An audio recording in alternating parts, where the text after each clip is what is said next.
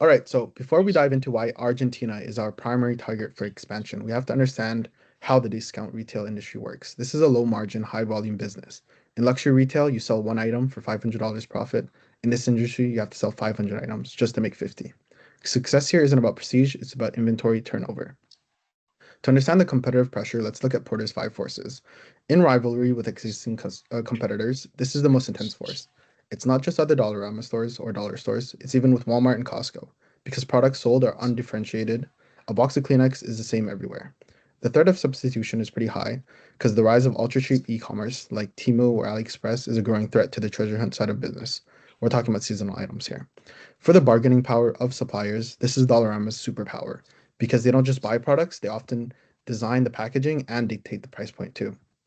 For the bargaining power of buyers, individual shoppers have no bargaining power, but they also have zero switching costs, so they just walk to the nearest competitor. For the threat of new entrants, it's pretty low to moderate. While it's easy to open one store, the barriers of entry for a national chain are massive. I'm talking about distribution centers, global sourcing offices, and proprietary logistics. In this industry, three factors determine who survives and who goes bankrupt: cost leadership, scale, logistics, and sourcing. So, in scale, in discount retail, size is a weapon. The larger scale allows for volume rebates from suppliers. Finally, why does the industry push towards standardization in a low margin business? Complexity is the enemy. If you customize every store, your costs skyrocket. Standardization allows for economies of replication, predictability, and global sourcing. To wrap this up, this is a brutal, high pressure industry where efficiency isn't just a goal, it's the only way to stay alive. The foundation of standardization and scale is what allows Dollarama to even consider moving abroad. Now, Tobias will explain what decides international expansion and how they decide which borders to cross next. In a competitive retail environment, firms eventually need to expand beyond their domestic markets to sustain growth. However, expansion must align with companies' core strengths and preserve internal consistency. International growth should reinforce Dollarama's competitive advantage rather than change its business model. To identify those countries, we apply the Gates framework. Economic distance is the most critical factor. Dollarama performs best in middle-income markets with strong price sensitivity, especially during inflation or cost pressure. These conditions increase demand for discount retail. Administrative distance is also important because the company relies on imported goods and tight margins. Trade openness and predictable regulation help protect profitability. Geographic distance mainly affects logistics efficiency, while cultural distance is less significant since the model is largely price-driven and standardized. Based on this analysis, Dollarama should prioritize economically compatible and institutionally stable markets. The most appropriate approach is a semi-global strategy. This means keeping procurement centralized, maintaining a standardized store format, and allowing only limited local adaptation. For example, Dollarama could deepen its presence in Latin America or consider high inflation markets such as Argentina, where strong price sensitivity increases demand for discount retail. However, in more volatile environments, entry should be gradual and carefully managed. Overall, expansion should reinforce cost leadership while preserving a consistent core model. Next, Munita will tell you about Dollarama's strengths and capabilities. So Dollarama possesses several ownership advantages that position it well for international expansion. The firm operates a centralized global sourcing network that allows it to procure goods at a lower cost than many of its competitors. In addition, its private label products generates high profit margins while reducing dependency on external brand manufacturers. The company also uses a lean store format with a limited number of stock keeping units, which improves inventory turnover and reduces operational costs. These capabilities allow Dollarama to maintain standardized pricing while operating efficiently at scale. Importantly, many of these advantages are transferable across borders and can therefore support international growth. We evaluated three potential entry modes for Dollarama's international expansion: acquisitions, greenfield investments, and joint ventures.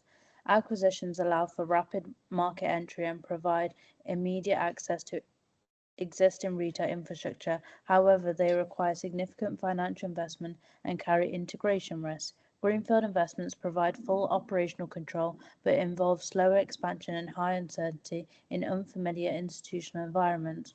Joint ventures, by contrast, allow firms to share financial risks local partners while gaining valuable knowledge about consumer behavior and regulatory environments. This makes them particularly useful in emerging markets where institutional uncertainty may be high. So, why do joint ventures matter? Through Dollarama's partnerships with Dollar City demonstrate this. Through shared control, risk exposure is reduced, local institutional knowledge is gained, market learning occurs, future ownership increases become possible. This approach allows Dollarama to enter Latin America gradually and strategically. Now we move on to Annie, who's going to explain Dollarama's internationalization path. So, looking at Dollarama's actual internalization path, the company focused on building a strong domestic base in Canada before expanding abroad. For many years, it concentrated on growing its store network and strengthening its sourcing and operational efficiency. Its first major international step was entering Latin America through a joint control structure with Dollar City.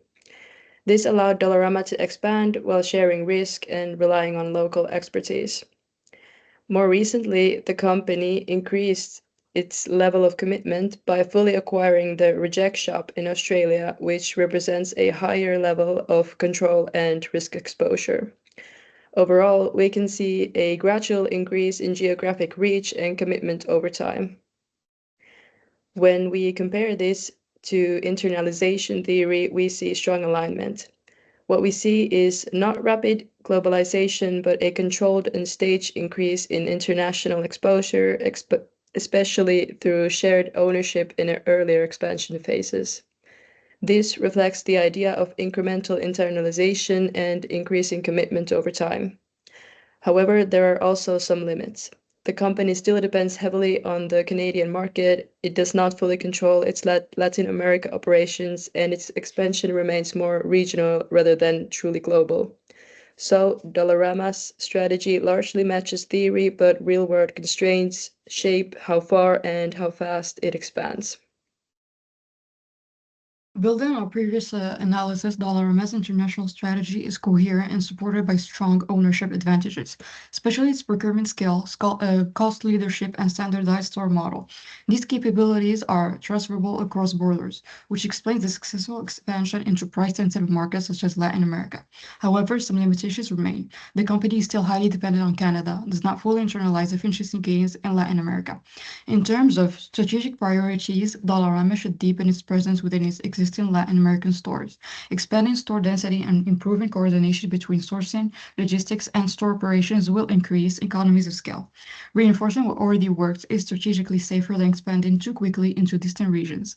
Second, future expansion should remain selective and economically aligned, and the company should prioritize price-sensitive and institutionally stable markets where limited adaptation is required. Entering highly saturated or high-cost markets could weaken margins and reduce the effectiveness of its standardized model. Third, solidifying supply chain resilience is essential, since Dollarama competes on price. Protecting its cost structure is critical. Diversifying sourcing and developing regional distribution capabilities will reduce geopolitical risks and ensure long-term stability. As uncertainty declines in foreign markets, Dollarama should progressively increase ownership stakes and internalize key value chain activities such as procurement and logistics. Greater control will allow the firm to fully capture efficiency gains and protect its core capabilities. From a structural perspective, the company should maintain its globally standardized model. Centralized procurement and operational discipline remain essential to sustaining low prices. A limited local adaptation should only be introduced when economically justified. Finally, expansion should remain disciplined. Strengthening existing regions before entering distant markets will reduce risk and preserve strategic coherence. Concluding takeaway. Overall, Dollarama's international strategy is well aligned with its ownership advantages and the retail industry.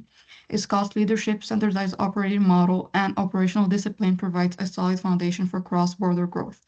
However, sustainable international success will depend on stronger internal control and careful market selection. By deepening its regional presence, progressively internalizing core capabilities and expanding selectively into economically compatible markets. Thank you.